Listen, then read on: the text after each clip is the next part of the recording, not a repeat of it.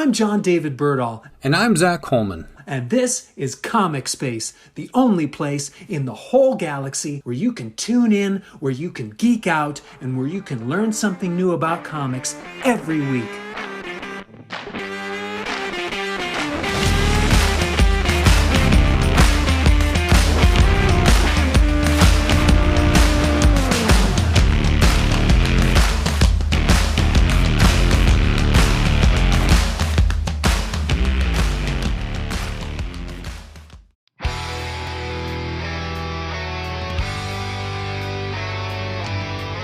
Hello, geeks. This is Zach.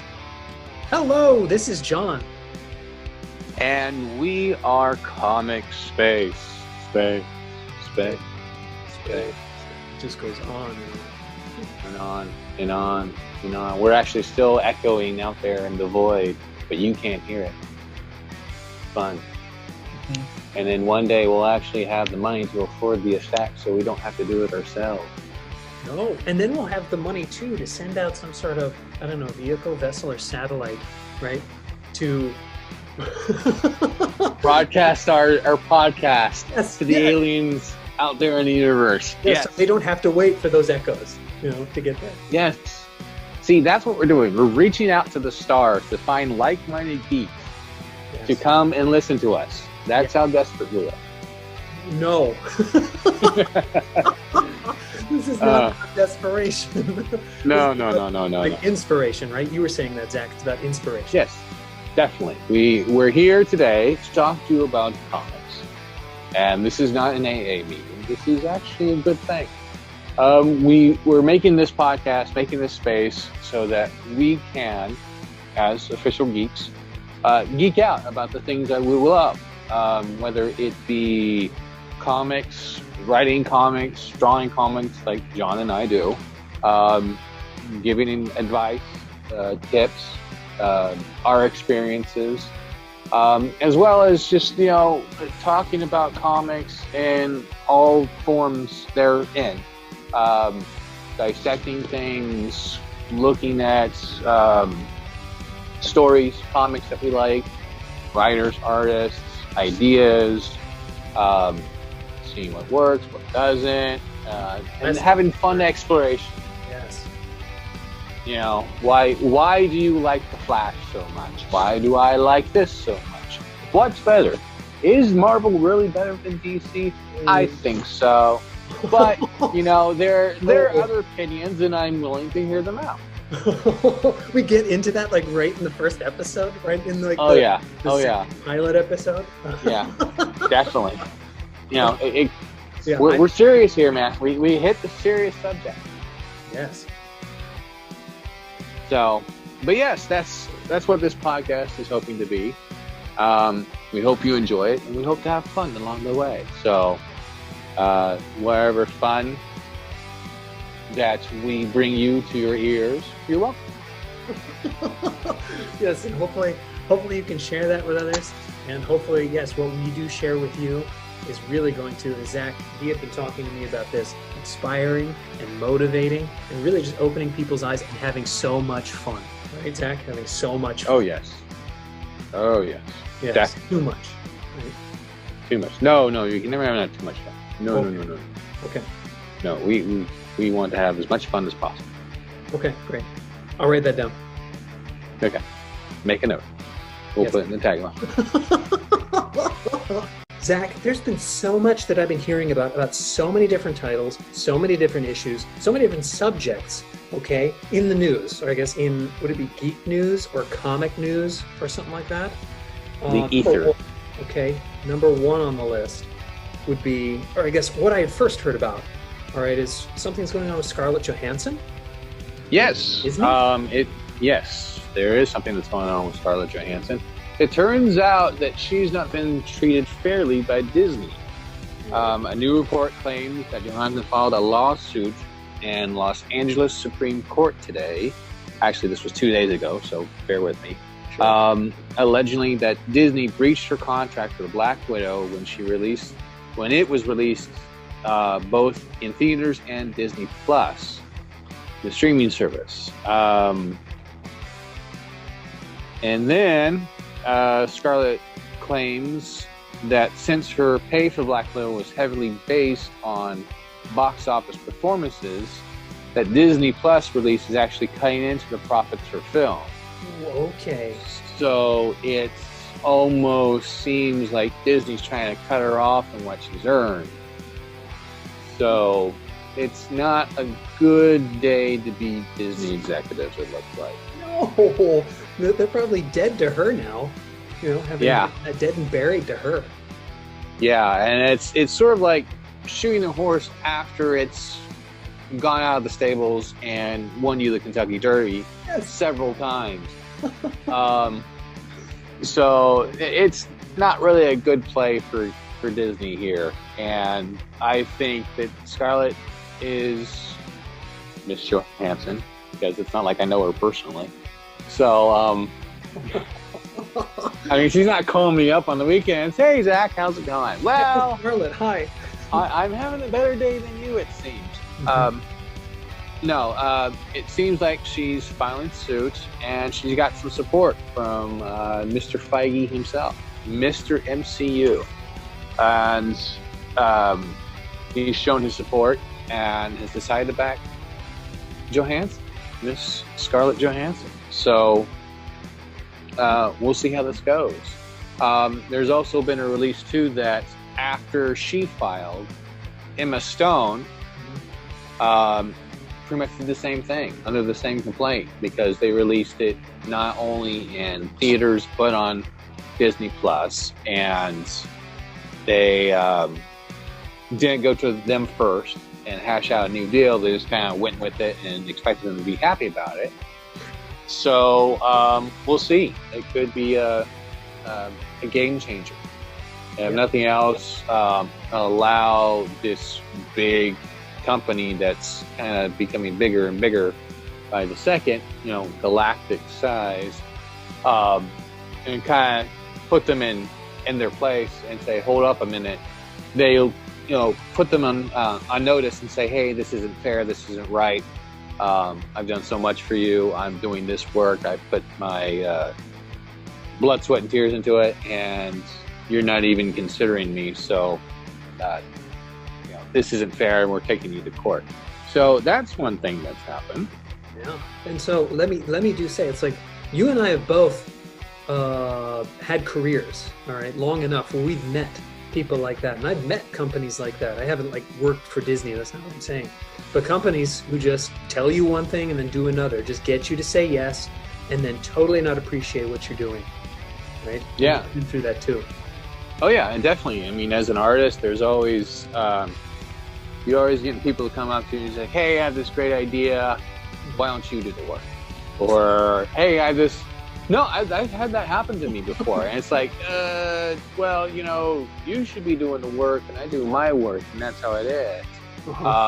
But, we've had people coming up. I was like, I had this really great story, and, your novel or whatever would be great with some artwork. And we'll put your artwork on here. I'll give you this much. And it's nowhere near what you're worth.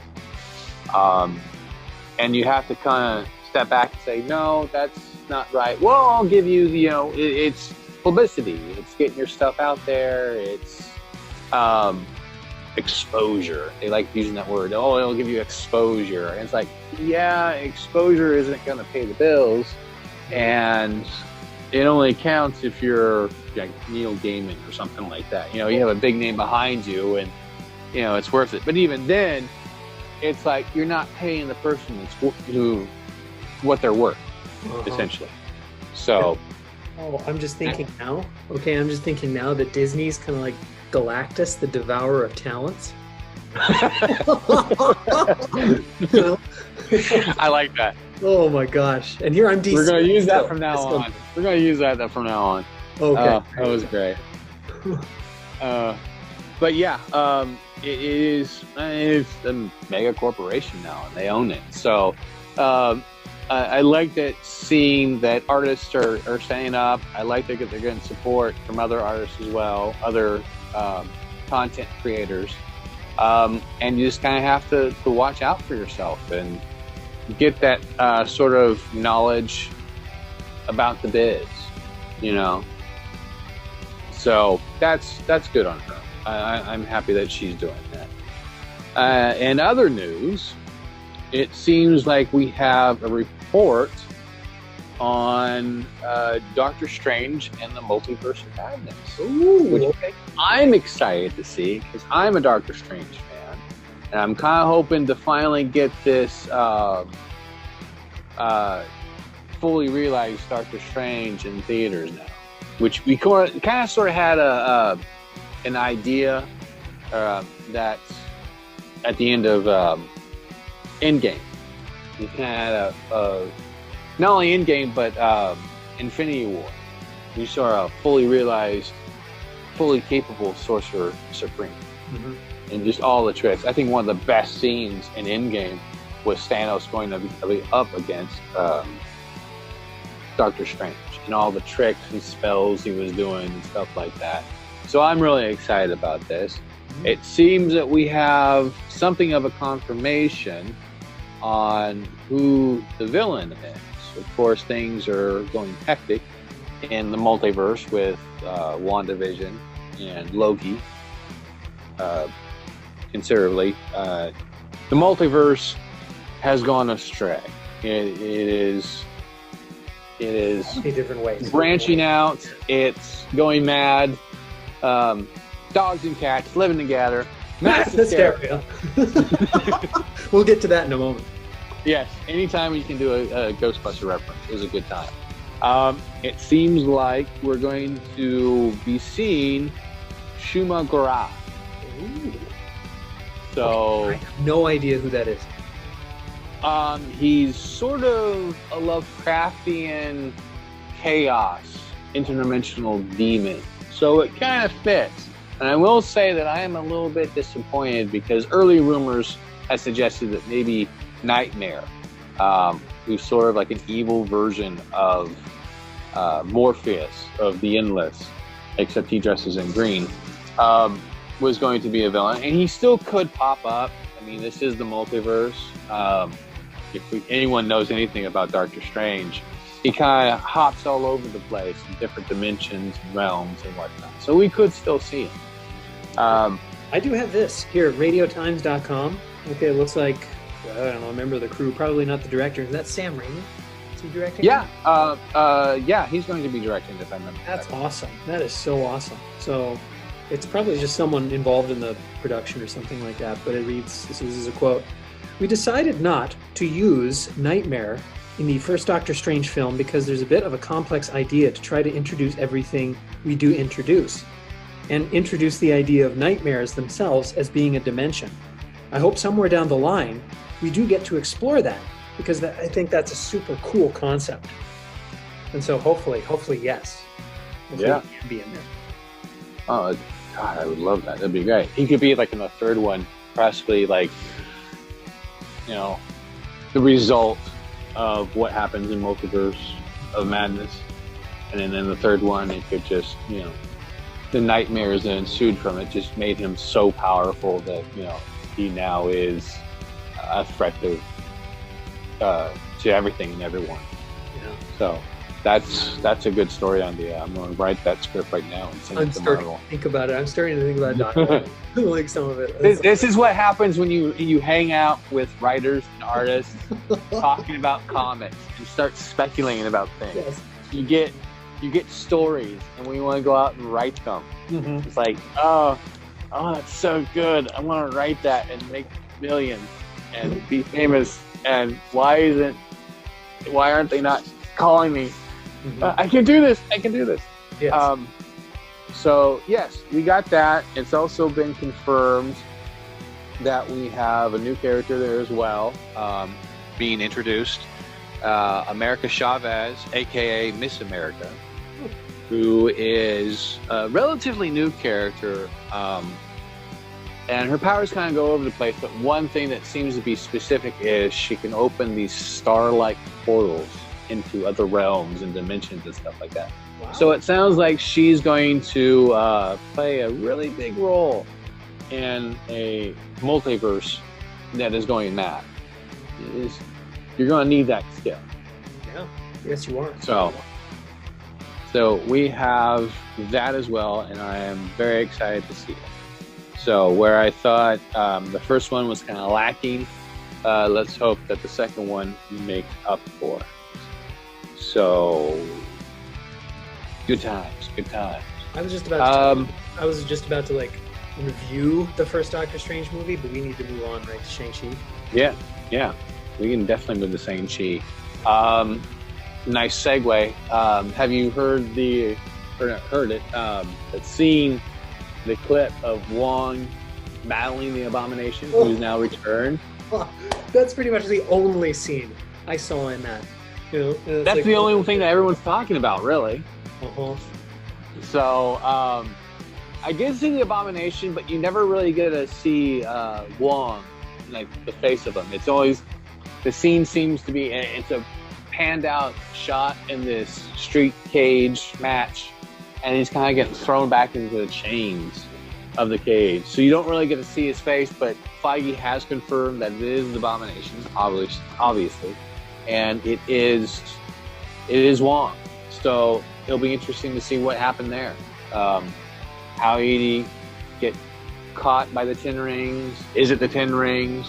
Where's Doctor Strange in all this? So I'm pretty sure we're going to find out beforehand. Yeah, because Shang-Chi actually comes out before the Multiverse of Madness, which is next year, if I remember correctly. So, yeah, this happened beforehand. So we might have a post-credit scene of Doctor Strange coming up and saving Wong, or at least getting him out there and saying, I'm sorry, things have been gone awry. I wasn't there to protect you, or something like that. So that could be a nice little tie in there. But yeah, what are your impressions of Shang-Chi? Oh my gosh, yeah. So I did watch the whole trailer. I didn't just watch that moment, like at the end of it. That's very responsible of you, yes. Yes. And so I didn't really read. Again, I'm DC, and it's sounding like you're totally Marvel, which I do believe it's going to be. It's a great contrast. It's a great contrast that we've got. And they're both great companies, and they're both very necessary. Well, to reiterate, or to clarify, excuse me, it's not. I'm not dissing DC or anything like that. I just happen to gravitate toward Marvel more. There are still some great stories in DC as well, and you think the same of Marvel. So I don't want this to be like a competition or a rivalry or anything like that. But yes, you tend to gravitate more to fisticuffs. Fisticuffs. Come on, put them up. Marvel's better. Marvel punch. But yeah, it's just you tend to gravitate more towards the DC side. I do. And I tend to gravitate more towards the Marvel. So let's get that air out there. Here we go. And right at the start. Yes. We're all about accepting everything. So to see the Mandarin not be Guy Pearce,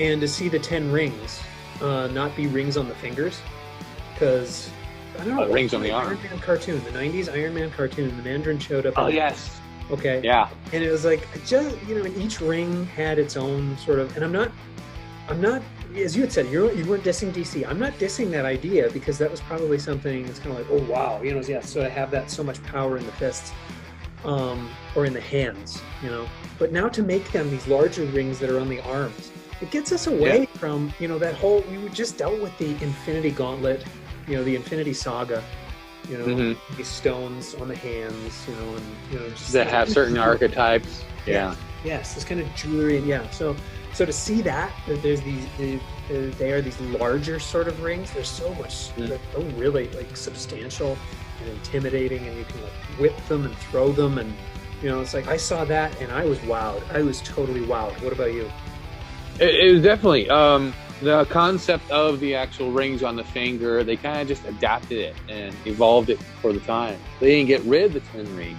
They just kept the concept of 10 rings that could be used in this sort of fighting style. And I thought it was really good, simply because, Shang-Chi is a great fighter. And not to say that you have to have it, but to be on sort of like a Marvel or Avenger level, which it seems like he's kind of getting set up to be in, there has to be that sort of something extra, with Hawkeye and Black Widow and those kind of characters, they had their tricks and tools of the trade to get them into that level, it seems. Mm-hmm. Batman isn't just a guy who can, do martial arts. He has all of his tricks and, his blinds and batarangs and smoke pellets and stuff like that. And so what's his superpower from Zack Snyder's Justice League? He's rich. He's rich. He's rich, yeah. So, it's like the Kung Fu and the self-defense, and it seems like there might actually be a mystical element to it as well. If you had seen, like, one of the characters who's, I can't remember the actress's name, but she's coming off of, Star Trek Discovery. Oh, okay. Have you seen that? She seems to be playing sort of a mother figure to Shang-Chi and has some sort of elemental abilities because she's doing some forms and stuff like that. Wind is swirling around her and whatnot. So there could be some magic involved with her and that kind of stuff. But get back to the 10 Rings. It's like this added bonus. The Kung Fu is good and that's helpful, but this puts him into like Avenger status with the 10 Rings. And it also adds conflict to him because he's like, I don't want to be this Mandarin character that you're grooming me to be with these 10 rings, but I'm having this conflict with my father, and him having it really isn't a good idea either. So there's that one shot where they're kind of doing sort of a tug of war between the 10 rings. He has 5 on his side, and the Mandarin has 10 on his other side. So there ends up being a conflict to it as well. I'll be interested to see. It seems like they're just energy rings or something to that effect. They don't have like individual properties. Yeah. So it'll be interesting to see what they do with this. And I'm actually very excited by it. So I do believe I'm supposed to be more excited by Ghostbusters after that. Well, of course. Yeah, because we're both Ghostbusters fans. Well, why not? Oh my so you happened to see the latest trailer of that? Oh, I did. I went to see Jungle Cruise when I saw it. Oh, nice. Yes. And then your first, well, I guess it would be your first impression because it's not the first time you've seen the trailer, but the impression you have with this new trailer. Yeah. What's your take on it? I suppose I'm supposed to feel nostalgic, because of some moments. And I was wondering, I was supposed to be curious too, kind of like, where is this going and whatnot, and how's it going to get to where it's supposed to be? I do believe I wasn't apprehensive or anything like that. It's just kind of like after Ghostbusters Answer the Call, after so much difficulty, with that film. Mm-hmm. Like, I don't know what's going to happen with this one. And yeah, with Harold Ramis passing away, and it's like, okay, how involved are the original characters, the original Ghostbusters? And Dan Aykroyd had been talking so much about like, passing the baton, handing over the wand or something like that to a new group of Ghostbusters. So I don't know if that's going to be happening in this film. But you know what? It looks great. And by that I mean like the cinematography, just how it's shot looks great. And then, yes, to get to watch it, and I'm not going to talk about every moment from it, but yeah, you get to the end, and they're calling, right, the number. We're ready to believe you. They see the number, they call. Was it Raise a Cult Books? Yeah. Yeah. And so, and it's obvious. Well, I don't think... answering. Well, I don't think they actually called the number, because I think that'd be disconnected. I think they might have just, they found Ray's number, and they called. Yeah, so and, Ray's, because it's not like it's a mystery of who he is. Ray Stantz, let's look him up. He's probably in New York. He's back at the bookstore again.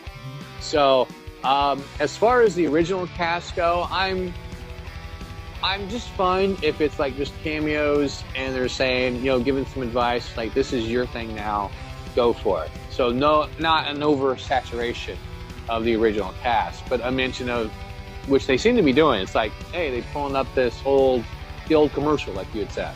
Oh, yeah. We're ready to believe you, where it's just the 3 guys and stuff like that. And in clips of the first one where they're in front of the hotel, about ready to go take on Gozer. And it seems from reports that Gozer is again going to be playing a part. If you'd looked at it, you'd see some of the dogs, Zool and Vince Clortho. Oh, Vince Clortho, yes. That coming into play. There's that one scene where Rudd is running out of the Walmart, and there's the Zool character coming after him. Oh, yeah. So it's good to see how this ties in. I think it has to deal with the actual mine shaft that they're investigating. Like that's where the metals and ores that were used in the building came from. Oh, yes, and Ray says that, or I guess the character of Ray says that while they're in jail. He's kind of like, what? Nobody ever built them like this. Yeah, exactly. It's just these specialized ores and stuff like that. It looks like Egon found the source of the mine where these minerals came from, and that's why he moved out there. So it'll be interesting to see. It makes sense, but it'll be interesting to explore that and see if that's where they're going with it. The only concern that I have had, and I've seen other criticisms about this, is the fact that it's not an adult team. It seems like to be just kids and kind of playing off the whole Stranger Things idea of, it's kids going after the supernatural and the adults come in sort of to pick up the mess. And brush the kids aside almost, and that kind of has me worried. I understand one of them, who's actually from Stranger Things, one of the characters is going to be in there, and he's a bit of a teenager now, and maybe Paul Rudd's going to come in with a proton pack, which I'd love to see. I think he'd be a great Ghostbuster. So that would be my one concern, if anything. I guess I'm supposed to, and thank you for sharing that concern, Zach. Thank you so much. I'm supposed to be, I guess, wondering, okay, since Egon's dead, are they going to kill the rest of the Ghostbusters? You know? And then, okay, I've got I guess, one question and one hope that I'm supposed to have. And I'll start with the hope, right? And then we ought to move on to instruction, right? Or that sort of idea. So the hope is, I hope Winston gets so much love in this film. I know that's a concern that you often have with Winston. You know, and I've met Hudson. You know, and you were there. You were there. Yeah, we were there. Yep. And so, yeah, it's just he does so much. He had so much to the team. I mean, like when I was smaller, I would watch the scene where in Ghostbusters 2, where they'd be developing photographs with Ego, and Winston, breaks down the door and puts out the fire. When I was small, it's kind of like, oh no, the Ghostbusters are going to be hurt or something like that, or those Ghostbusters, and then he saves the day, and so it's like he's got he's got that running into the fire mentality to help his friends, and that's to be commendable. And he may not be a scientist, but he's got the guts. Yes, he does. So, and then the question, definitely. Question: where the heck is Oscar? Yeah, that would be an interesting question to figure out. But again, that's it. I don't know answer that, but it's just like, is this movie gonna deal with that at all? It could. I don't think it's necessarily needed. Oh, that's right. No, it's not. But it's just kind of like, what happened to that kid? Yeah, we like to know. Where are they now? Ghostbusters version. That's it. So, yeah, it does open questions, and hopefully, if this one does well, we can get more and actually explore that. Although I would like to try to, we've had God knows how many cartoon series and stuff like that. The one video game, and let's get away from Gozer. Okay, let's do some more spooks, new spooks to fight. I mean, we had Vigo, the Carpathian. That was good. But like with that video game, which ended up being like Ghostbusters 3 essentially, it went back to the whole Gozer thing, and then with Afterlife, it's Gozer again. In the Architects, and all that. So it's like, okay, we're kind of beating a dead fish here, but let's find something else. The fish slapping. The dead fish is probably it's probably alive now and trying to eat me. Sure. But let's get away from it and try something new. So yeah, it'd be interesting to see. And honestly, I like to see the Extreme Ghostbusters.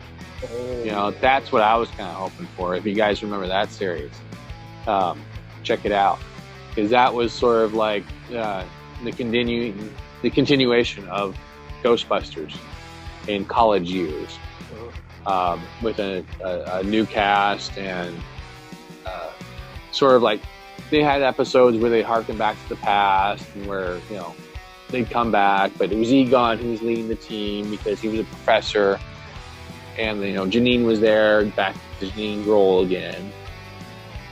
So I always thought that was an interesting idea to go with, and maybe they'll do that with these guys too, with the next one. So we'll just have to wait and see. So I'm excited. You're giddy. Oh gosh. Yes, and it's since it's being done by Ivan Reyes' son. Jason Reitman? Yeah, Jason Reitman. Okay. Excuse me. What did I say? Reyes? Reitman. And I think his father actually had some advice for him and helped out a little bit. So hopefully the tone is going to be the same too, and we'll get some amazing one-liners that we can use and torture people's ears by quoting nonstop. Oh yes. Yeah. We came, we saw, we kicked its ass. Ooh. I was about to talk about the pole. No, this is great. We gotta stay here for the night. I think this building should be condemned. I think we're gonna take it. Yeah. We could just do this whole day. Yep. We're geeks. If you guys didn't know that beforehand, now you know. All right, now we're on to John and the instructional. I guess we'd call it the instructional portion of this podcast, where we give our advice, our tips, our experience, our hearts and souls out to the people who long to work in this business that we call comic. Mm-hmm. So yeah, why don't we start that off? Sure. Okay, I'm going to start at the start. Okay, like the start of a story. Okay, and when you're working on the story, now I do teach classes. Okay, I teach classes at a number of different organizations and institutions about like drawing, painting, writing, illustrating, and comics. Yes, I teach classes about comics. And where I start with that class is I ask the question, what is your story about? Okay, and Zach, you and I were talking about this, or at least I had brought this up. It's like I found out that Gene Roddenberry did that, or at least that's where I get a lot of that from. Gene Roddenberry would ask his writers, or the writers, that he would hire or manage or something like that. Work with, yeah. Sure, work with. What is the story about? And it would be this, and it would just be this really detailed, really informative, really rich sort of explanation or description of what the story is. And he would stop it and be like, no, what's the story about? And what he was talking about was like, okay, what's it broadly about? Is it about, I had said justice, is it about teamwork? Is it about friendship? Is it about loss? And you had said, Zach, that everything needs to come back to that in the story, right? Yeah. Yeah, everything needs to It's sort of like a central theme almost, or I would have to say like a theme for that particular story or what you're trying to tell. Yep. And all the details can be fleshed out later. It's like a big broad stroke over this arc. And so, I'm starting there. And so it's like, that's what I begin to teach. And so for those of you who are listening to this and are working on your own stories, and you have all of this information, okay, you have character names, you have settings, but you don't really have yet what the story is about, do take some time and think about that. Like, what is this story about? Is it about loss, as I just said? Or is it about some sort of arc, that a character is supposed to go on, like with the journey of the hero, to bring that one up, And that one works, doesn't it? No, God, yes. I mean, look at all the, you can go down the list. Star Wars, Harry Potter, Lord of the Rings. I can keep going on and on and on. this template, Sure. essentially of what it is, this blueprint of the hero's journey. Mm-hmm. So I mean, it's not like it's not working. So Yeah, that's great. Oh, thank you for that. Oh my gosh. And so, okay, moving on from there. So yeah, what is the story about? Once you have what the story is about, how do you get into the story? You know, and a rule that I had read about, and I do go with, I suppose, or implement, is arrive late, leave early. Okay, and so what do I mean by that? Okay, so I'm yes, John. What do you mean by that? What on earth do I mean? Why don't I just explain? Okay. And so I'm working on a limited comic book series called The Unstoppable Lash Lightning. Lash Lightning is now a public domain superhero. He's a Greatest Generation superhero. And I was going to tell the story. Actually, it's a story I wrote for The Flash. You know, if I was going to get a chance to like work at DC or write a sort of story, so I had that sitting there, and it's like, you know what, I can turn it into this story with Lash Lightning. But it's like I just began the story right in the middle of a fight. Okay, I began the issue right in the middle of a fight. Lash, Lightning, and Lightning Girl are beating up some goons, you know, and they're talking to one another. But then all of a sudden, what the story's really about starts to happen and take place. And instead of saying, "This is Lash Lightning, this is the city, these are the people who live in the city, you know, this is where the city is at," you know, instead of, you know, just itemizing all of that, you know, we arrive late to the story. And by that I mean, you know, we are just in the middle, in the throes of some sort of combat or conflict, right? Conflict. Yeah. And so a lot of stories do that. You know, they arrive late. I was thinking about Lethal Weapon, Zach, when you and I were talking about arriving late, leaving early. Like the Lethal Weapon movies really do that. Yeah. You know, when they begin. Definitely. Yes. You're just right. And, like, what is going on here? You know, it's like you totally missed how you got to. Yeah, and it doesn't necessarily have to be like a fight or anything like that, or a shootout. It's like you said, it's conflict. Yep. It's you're in the mess of things, just as you know, things are starting to get really exciting and intense. The thing that pops into my mind is Firefly, Serenity, the movie, and just they're coming in, and all of a sudden something falls off the ship, and like, what's going on? You know, you don't know how they got there, what's going on. It's just, we're going to crash. We're going to crash. And it has nothing to do with any kind of fight or anything like that. It's just, we're in the middle of this emergency. And from that, you can ascertain how these people are going to react to this situation. And that's the conflict. And you learn about these characters going through the ship, following this captain. And it's like, well, he kind of plays it off as nonchalant. So, you know, they're in a rickety old spacecraft. They've probably done this before. And just the banter off the two characters. And then Jane comes up, we crashing again? You know, it's just, it kind of tells you in that sort of run through scene of exactly how this is and what's going on. And it tells you so much about these characters in this place, the situation, without ever having to tell you. Here's Jane. He's sort of the rough and tough kind of Brit guy.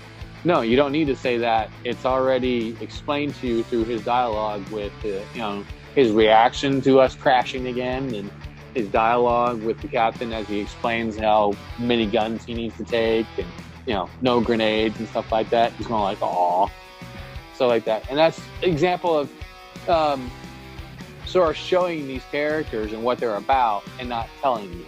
Oh, yeah. Like, here's the captain, here's the pilot, here's the thug, that kind of stuff. And then with, you know, going back to what you'd said, Lethal Weapon and whatnot, you can see who's sort of like the wild card, and he's more of the war responsible type, and the characters of Riggs.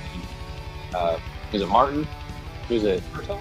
Murtaugh. That was it, yeah. Riggs and Murtaugh. That was it. He's chaos, I'm mayhem. We're a double act. Okay. I love that line. Let me bring up then, showing and not telling. Let me finish with arriving late and leaving early. So leaving early for the story is, you know, as we had talked about, you and I, you know, it's like, and we do this in our stories, where it's like, okay, you know, the climax has just occurred. Okay, it's the denouement, you know, it's like everything's getting wrapped up. You know, we don't need to prolong this. It doesn't need to be, you know, a really long ending or long conclusion. And also, you're supposed to try and leave people wanting more, you know. So when you leave early, you know, it's kind of like, oh, well, I just got to know those characters, and those are great characters. I hope they return. And it's like, is there something else? Is there a sequel? You know, or what else happened? What happened after that? You know? Yeah. And so there's that. There's, you know, arriving late and leaving early. And yes, showing and not telling. You know, and you just brought that up. Thank you so much, Zach, for bringing that up. You know, and that's in the stories, especially visually. In fact, I'll just hand it over to you. You know, it's like working in a sequential, like visual sequential art form, comic books. Okay, it's like you're supposed to show what's going on more so, right, than tell people what's going on. Isn't that right? Yeah. Well, I mean, it is the example I brought up the other day where instead of saying like two characters are in a hallway facing off against facing off against one another, and you know one character's angry, you're not going to have in a but facing me. Yeah, people can't see. Yeah, no. See while we're talking. Yeah, making a face. But anyways, yeah, you're not just going to say in real life or in a story, I'm mad, I'm frustrated, I'm angry. Someone who the other guy is just antagonizing you or making you frustrated and whatnot, you're not going to say, hey, shut up, or I'm angry at you, and that kind of stuff. It's more dramatic if you show it. So the guy ends up putting his fist through a wall, and that sort of just ends the conversation right there, and it gives them a mean glare. You don't need all that dialogue, especially in a comic book where your space is so limited. Mm-hmm. You only have so many pages and so much space for words and stuff like that. And you don't need it when you can show it just by that act alone. Mm-hmm. And at that point, you really don't need to even, you know, continue the conversation. The other guy just kind of gets startled, turns around, and leaves. You can do that in like 3 simple panels. Mm-hmm. And carry on with the story. Yeah. So, again, another example of showing, not telling. It's a very basic example, but it's an example nonetheless. Yes. Yeah. Or what we had been talking about, and this is about balance. Okay. Flash TV series, CW, all of a sudden they have lightning sabers. You know, and it's like they don't actually talk about having them, they just have them. And it's like, in no Flash comic book that I had read did that occur. You know, and it's like, but in the TV series, like if you had watched, you know, quite a few of the seasons, if not all of them, or hopefully all of them, you know, hopefully people do watch them now that I'm bringing it up.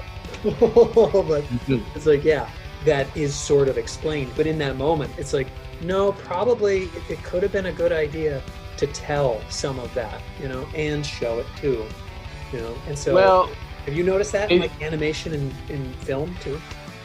Something like that, yeah. That whole scene, I think, could have just been a little bit more dramatic. Maybe not with dialogue, but just in the depiction of how it. Because it kind of just, from what I saw of it, it was, oh, he has this lightning saber and stuff like that, and he's going off against the one guys, and it's sort of like, huh, where did this come from? Where it could have been more dramatic if he was the one struggling with trying to figure out this power that the villain has, and his arch nemesis who's kind of working with him in regards to Zoom, or no, it was Reverse Flash, who also has this ability, and just sort of have him struggle and learn the process on his own, sort of like it's sort of like weekly or sputters out almost, and he's struggling to try to process or develop this. Yeah, weak stream or something to that effect. And then he comes into last minute to save, and it shows him with his own lightning saber saving Reverse Flash. Yeah. And it's like, look here, I found out how to. And he just kind of gives a grin to Godspeed, and they continue their fight. See, even there, you add a little bit more showing without telling. Hey, I can't do this. This is too much for me. It's like dialogue you don't need. Sure. Yes. And there's that balance. That's what I was talking about. That balance. Okay. Yeah. How much needs to be said? How much needs to be shown? And I was just thinking about, oh my gosh, like Reverse Flash. could look at the Flash now that he has his lightning saber, and he could say, "I see that your Schwartz is as big as mine." Oh, yes, that probably would have improved the scene better too. That would be the only text I would allow. The only speech was like, "My Schwartz is bigger than yours." How often can you say that too? Without getting arrested, it varies. You definitely can't say it in a public place where children are around, because that will get you sent to the pokey. So yeah, but yeah, that's many examples of how to show and not tell. And in regard to ending early, it's like, you see this with a lot of, or at least with a particular author that I read. It's once you hit that climax, it's just you hit cliff notes, you hit the beats afterwards, because there's really not much more reason to stay other than to maybe tie up some loose ends or just say, hey, what happened after? So don't spend too much time on it. Once you hit the climax, end it as quickly as possible. Not just, that's it. But if you have to round out some things, I guess maybe in comics, you would have to just, once the battle's done, and touch on some things, but try to end it as quickly as possible and finish it there after you hit the climax. Yes. In fact, we just hit the climax right there, so we're ending right now. So, wow, okay, that went by fast. Yes, this it did. was fun. Yes. Doesn't it always? It's always too little time with you, my friend. Oh. You're a pleasure to talk to and geek out with. And thank you for inviting me to this podcast. I hope you all enjoyed it as well. I hope you had some insight, learned something, and had fun. So, we're just experimenting with this, seeing where we can go with this. Hopefully look for more in the future, where we can, just talk about comic books, explore, be insightful, give our impressions, explain our ideas, our interpretations of what's going on out there in the world in the guise of comic books. See what's going on. Yeah. And just, again, have fun with it. So if we continue to have fun, you guys continue having fun listening to us, we'll make more. Yes. So, I don't know. Do you have anything else to add with that, my friend? Yeah, I do. I mean, it's like people can check out your artwork, what you do on Instagram, right? Power to the Z, like at Power to the Z, right? Yeah. On Instagram. That's on Instagram, yeah. Yep. And definitely, too, as stated, we are working on our own things, our own stories, our own comic books, our own art. So we're always trying to produce things. Yes, please feel free to check our my Instagram out. As you said, Power to the Z. Be nice to hear from you, and just say hi. Tell me what you think. If you have any ideas of what we should talk about, feel free. And then, do you have anything, John, where people can reach you? Yeah. I guess this our experiment here, this podcast, does have an email, so I'll say that first. comicsseries@gmail.com. So that's a way to reach us. If people have questions or comments or something like that, or if they need to harangue us or something. How could you say that? I like that word, harangue. Harangue, and to spell it too. My goodness, there are sometimes where it's kind of like, is it who right? I'm going to start spelling it, and I'll just let this device finish. Yeah. Yes. Oh, thank the gods for autocorrect. Oh, yeah. Yes. And so, but yes, this was fun. Thank you, my friend. Yes, you're very, very welcome. And people can check out the artwork that I do work on pretty much on Facebook, and that's at Really John David. And so people can check that out. Yes, please. Yes. Show the love. Okay. Well, we'll say goodbye to you. Farewell. So long until we meet again. And see you next time on Comic Space. We really gotta get a budget and get some sound effects. Yes, we'll do that.